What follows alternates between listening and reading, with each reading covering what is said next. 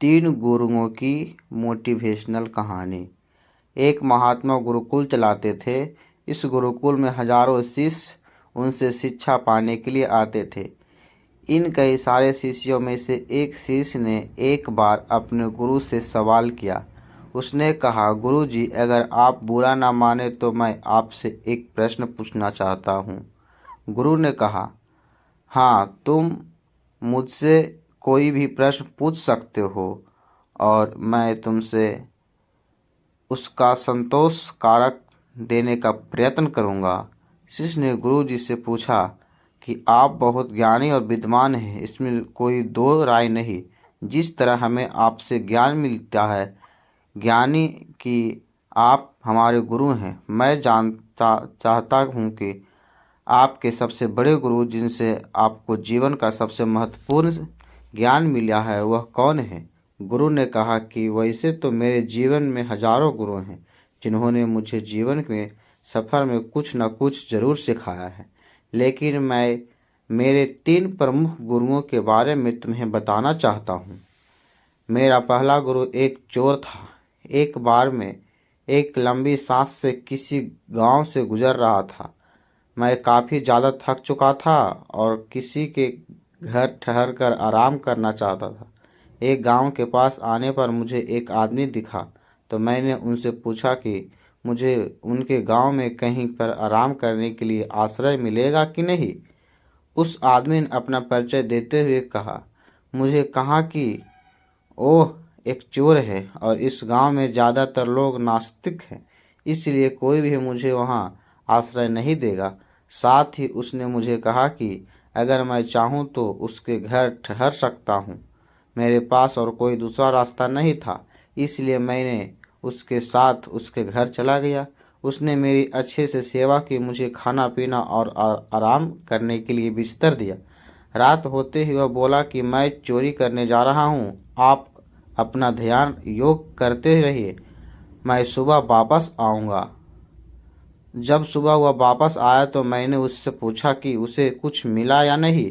उसने मुझे जवाब दिया कि आज तो मुझे कुछ नहीं मिला, लेकिन ज़रूर आगे कुछ न कुछ मिलेगा। भगवान मेरे लिए बहुत कुछ न कुछ सोच कर रखा होगा।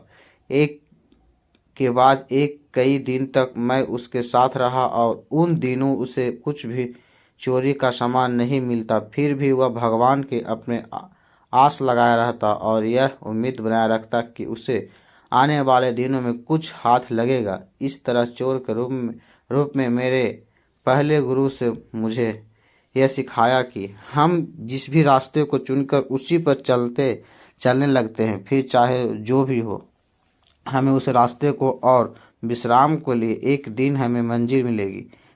कभी नहीं छोड़ना चाहिए। वह दिन है, आज का दिन है। तब से मैं कभी अपने ध्यान और भगवान की भक्ति नहीं छोड़ी। मेरा दूसरा गुरु एक कुत्ता था। एक बार मैं किसी जरूरी काम से काफ़ी दूर का सफ़र जंगल में गुजर रहा था। लंबे सफ़र से चलते मुझे बहुत ज़्यादा प्यास लगी थी, इसलिए वहाँ पर एक तालाब के पास जाकर पानी पीने लगा। उस तालाब के पास एक कुत्ता पहले से पानी पीने के लिए आया हुआ था। कुत्ता जैसे ही पानी पीने के लिए तालाब में अपना मुंह झुकाता है, उससे उसका प्रतिबिंब पानी में दिखता है।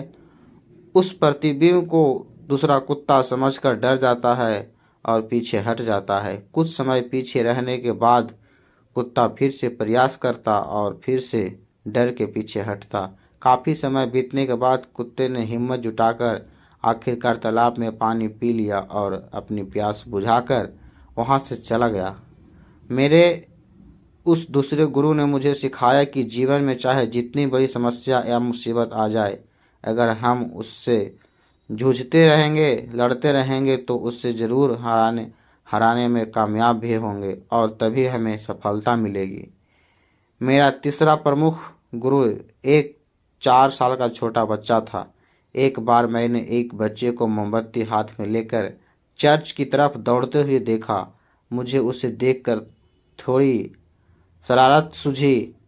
मैंने उस बच्चे को रोका और उससे पूछा कि तुम यह मोमबत्ती कहाँ लेकर जा रहे हो। उसने जवाब दिया, वह चर्च में इस मोमबत्ती को लेकर जा रहा है।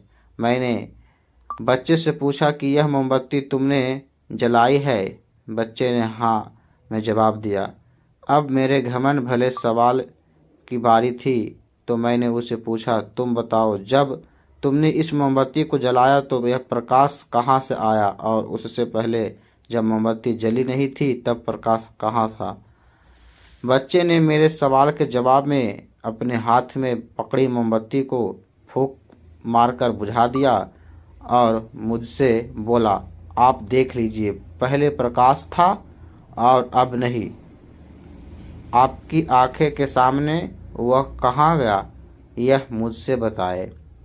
मेरे उस छोटे से गुरु ने मुझे उस दिन सिखाया कि आप चाहे जितने विद्वान हो, आपने चाहे जितना ज्ञान प्राप्त कर लिया हो, आपको हमेशा विनम्र रहना चाहिए, कभी घमंड नहीं करना चाहिए। दोस्तों, छोटी सी ये मोटिवेशनल कहानी हमें सिखाती है कि जीवन में हमेशा सीखते रहना कितना ज़रूरी है। चाहे फिर वह शिक्षा हमें कहीं ना मिले, किसी से भी मिले, इससे कोई फर्क नहीं पड़ता। फर्क पड़ता हमेशा विनम्र रहने में रहेंगे और कभी घमंड नहीं करेंगे। दोस्तों, यह कहानी कैसे लगी हमें कमेंट करके जरूर